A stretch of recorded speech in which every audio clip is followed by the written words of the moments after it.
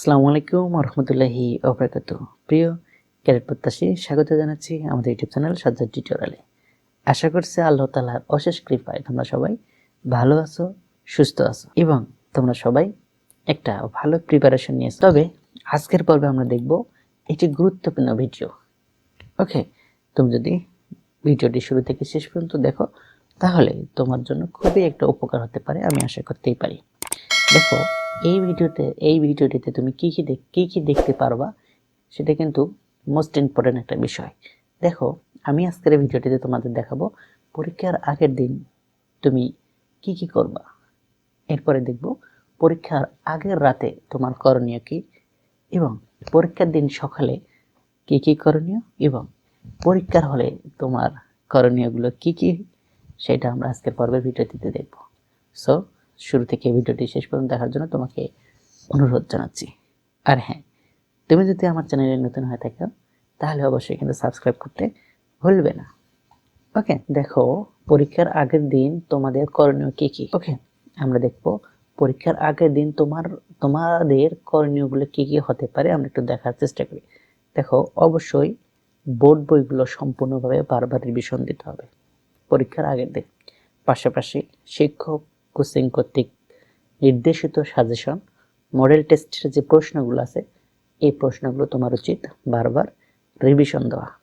এবং সবচেয়ে বেশি এবং গুরুত্বপূর্ণ যে বিষয়টা যেটা করা দরকার সেটা হচ্ছে, দেখো যে জিনিসগুলো নিয়ে পরীক্ষার সেন্টারে যাবা, হলে যাবা, সে জিনিসগুলো তোমাকে রাখতে হবে। কি দেখো, যে একটা এডমিট কার্ড, কলম অবশ্যই তোমাকে 3 থেকে 4টে, অর্থাৎ একটা যদি নষ্ট হয়ে যায় তাহলে ওটার বিকল্প হিসেবে যাতে তুমি আরেকটা কলম দিয়ে তুমি লিখতে পারো, সেক্ষেত্রে তোমাকে অবশ্যই 3 থেকে 4টি কলম নিয়ে যাবা। ওকে, কমপক্ষে 3টি কলম নিয়েই যাবা। এরপর একটি সুন্দর পেন্সিল, যে পেন্সিলটা খুব ভালো সেই পেন্সিলটা নিবা। সেখানে কোন পেন্সিলগুলো নিবা হচ্ছে 4B থেকে শুরু করে 4Bটা সবচেয়ে অ্যাপ্রোপ্রিয়েট। ওকে, ইরেজার, শার্পনার, স্কেল। এরপরে নিবা জ্যামিতি বক্স।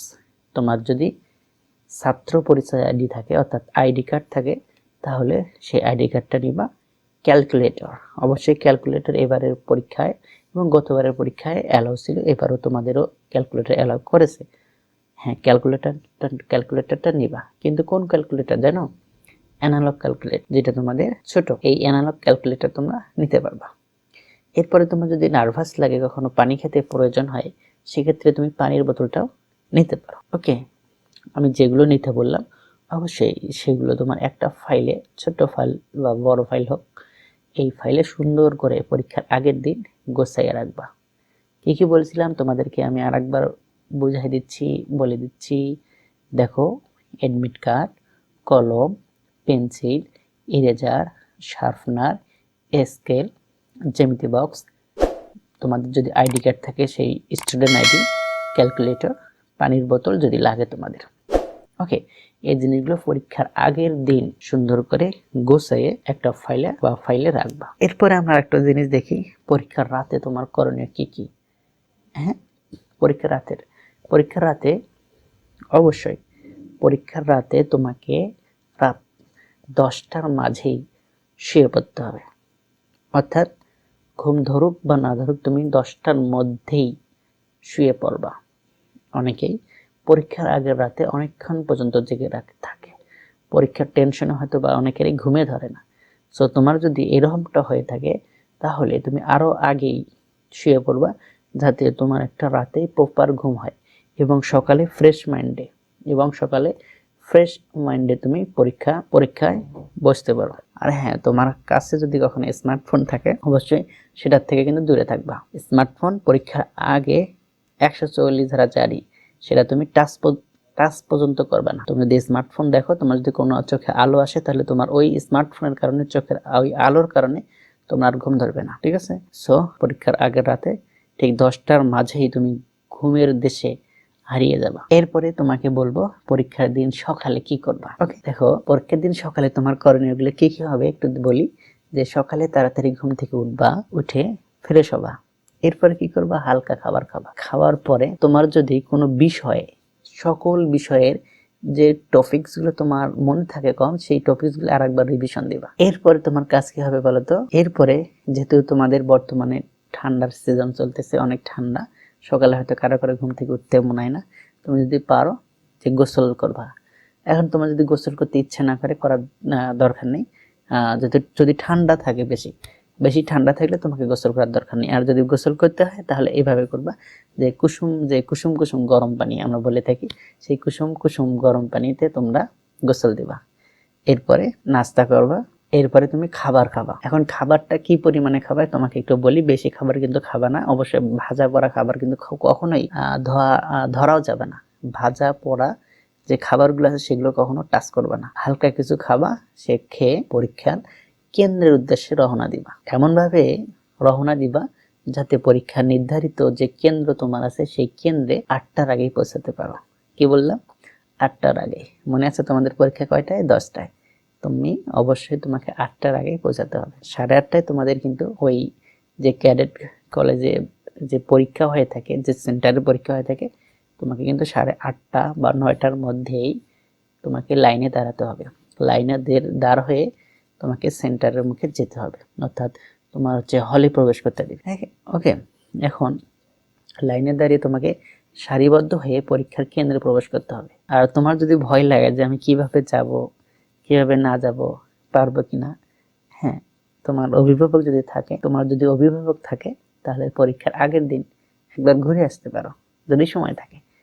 আর না থাকলে যার দরকার নেই, ঠিক আছে? তো ভয় পাওয়ার কারণ নেই, কারণ পরীক্ষার হলে যদি তুমি একবার ঢোকো, হলে বা গেট পার হয়ে তুমি যদি ঢোকো, তাহলে তোমাকে ক্যাডেট কলেজের যে সিট প্ল্যান আছে, সেই সিট প্ল্যানে পৌঁছে দেওয়ার দায়িত্ব তাদের। So no tension.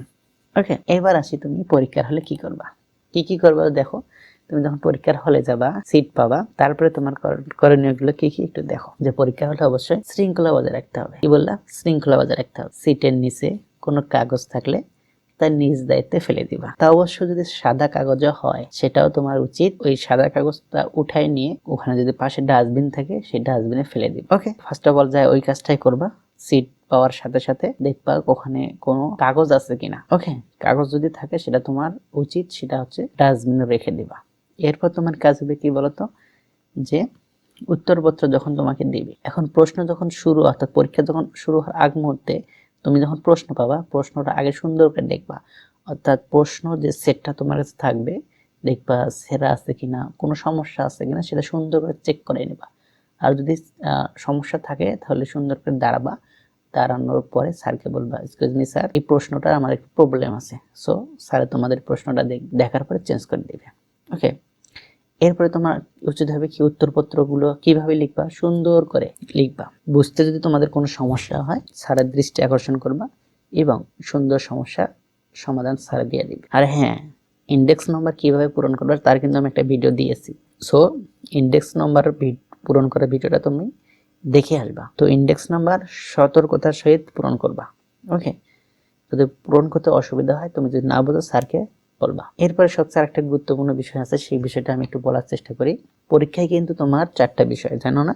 4টা বিষয় কি বলতো? 4টা বিষয় হচ্ছে বাংলা, ইংরেজি, গণিত, সাধারণ জ্ঞান। এই 4 বিষয়ে তোমাকে কিন্তু সমান গুরুত্ব দিতে হবে। কেন সমান গুরুত্ব দিবা বলতো? কারণ 4টা বিষয়ে একটা উদাহরণ দিয়ে বলি। যে দেখো একটা ঘর, সেই একটা ঘরে মনে করো 4টা খুঁটি আছে। সেই 4টা খুঁটির যদি একটা খুঁটি একটু দুর্বল হয়, বলো তো দেখি, ঘরটাকে নড়াচড়া করবে না, বাতাসে ভেঙে পড়বে না? অবশ্যই ভেঙে পড়বে। সো 4টা বিষয়ে, এই যে তোমার 4টা বিষয়ের অর্থাৎ 4টা খুঁটির একটা খুঁটি যদি দুর্বল হয়, তাহলে এর ইফেক্টটা কিন্তু প্রত্যেকটা সাবজেক্ট প্রত্যেকটা খুঁটির মাঝেই পড়ে। তেমনি তুমি 4 বিষয় যদি একটি খারাপ করো, তাহলে কিন্তু তোমার স্বপ্ন ভেঙে যাবে। তো 4টা বিষয়কে সমান গুরুত্ব দিতে হবে, অর্থাৎ বাংলা, ইংরেজি, গণিত, সাধারণ জ্ঞান, প্রত্যেকটা বিষয় তোমাকে সমান গুরুত্ব দিয়ে লিখতে হবে। আর হ্যাঁ, কিভাবে লিখবা সেটা কিন্তু আমি আরেকটা ভিডিও বলে দিছি, তাই না? হয়তো তুমি দেখছো কিনা জানি না, কিভাবে ক্যাডেট পরীক্ষায় খাতায় লিখতে হয়, হ্যাঁ, কিভাবে লিখবা, কোন টেকনিকে লিখবা সেটা কিন্তু আমি বলে দিছি। তারপরে তোমাকে একটু বলি, প্রথমে খাতা পাওয়ার পর শর্ট প্রশ্নগুলো আছে, এই শর্ট প্রশ্নগুলো, সংক্ষিপ্ত প্রশ্নগুলো আগে লিখবা, তারপরে বড় প্রশ্নগুলো যাবা, ব্রড প্রশ্নগুলো যাবা। এরপর একটা কথা বলি, যে উত্তরপত্রে লেখার জন্য অবশ্যই যথাসম্ভব সুন্দর সোজা লাইনে শুদ্ধ বানানে লেখার চেষ্টা করবা। যথাসম্ভব চেষ্টা করতে হবে সব প্রশ্নের সঠিক উত্তর দিয়ে খাতায় পরিপূর্ণ করা। উত্তরপত্রে যতটুকু স্পেস আছে বা দেওয়া থাকবে ততটুকুর মধ্যে তুমি সুন্দর করে লিখবা। একটা বিষয় মাথায় রাখবা, তোমাকে কিন্তু অতিরিক্ত কোনো কাগজ সরবরাহ করা হবে না। ওকে, এখন যে অতিরিক্ত কাগজগুলো আছে তোমাকে কিন্তু সরবরাহ করবে না। অবশ্যই মাথায় রাখবা যাতে কখনো কাটাকাটি না হয়। যেটা প্রশ্ন লিখবা সেটা একুরেটলি লিখবা, যতটুকু স্পেস আছে ততটুকু স্পেসেই লেখার চেষ্টা করবা, মাথায় রাখবে কিন্তু। সো যতটুকু স্পেস আছে ততটুকুর মধ্যে তুমি লেখার চেষ্টা করবা। পরীক্ষার খাতায় কখনো ঘষা মাজা, ওভার রেটিং করা যাবে না। উত্তরপত্রে অপ্রাসঙ্গিক কিছু লেখা যাবে না। তুমি পরীক্ষার খাতায় যতটুকু লিখছো খাতাটা জমা দেওয়ার আগে রিভিশন দিবা। রিভিশন দিয়ে তারপর খাতাটা জমা দিবা। এমনটা যাতে রিভিশন দেওয়ার যাতে সময় থাকে ততটুকু সময় তুমি হাতে রাখবা। এখন দেখো, তোমার যদি লিখতে লিখতে কখনো বিরক্ত লেগে যায় তখন কি করো বলো তো? একটু ব্রেক নিতে পারো। বেশি না ব্রেক, এমন ব্রেক নিতে তুমি ঘুমিয়ে পড়ছো, ঘুমিয়ে পড়ে ঘুম থেকে উঠে দেখো সবাই খাতা জমা দিচ্ছে, এমনটা হবে? কখনোই কিন্তু করা যাবে না। একটু ব্রেক নিতে পারো, যে তোমার লিখতে লিখতে একটু হাতে ব্যথা সৃষ্টি হয়ে গেছে বা ব্যথা পাচ্ছ, তো একটু ব্রেক নিতে পারো। এখন ব্রেক নেওয়ার সময় তুমি একটু কল্পনা করতে পারো, বলো দেখি কি কল্পনা করবা? একবার ভাববা যে চান্সটা যদি আমার হয়ে যায় তখন জীবনটা আমার কিভাবে বদলে যাবে, তাই না? তোমার যে কাছের যে মানুষগুলো আছে কতটা হাসি খুশি হবে তুমি একবার কল্পনা করো। তোমার বাবা মা কতটা খুশি হবে তুমি ভাবতে পারছো? দেখবা তোমাদের ক্লান্তি কেটে গেছে। সো ব্রেক নেওয়ার মাঝেও কিন্তু কোনো কিছু ভাবা যায়, তাই না? তো তুমি ভাববা, ভাবার পর দেখবা তোমার ক্লান্তিও কেটে গেছে, তোমার স্বপ্নটাও আস্তে আস্তে জাগতেছে, তাই না? সো তোমার জন্য শুভকামনা থাকতেছে। ভালো করে লিখবা, ভালো করে পরীক্ষা দিবা, যাতে তুমি তোমার সমাজ, তোমার দেশ, তোমার পিতামাতা সবার জন্য একটা ভালো কিছু করতে পারো, ভালো পর্যায়ে যেতে পারো। তো তোমাদের জন্য, সকলের জন্য শুভকামনা। ভালো থাকবে প্রত্যেকে।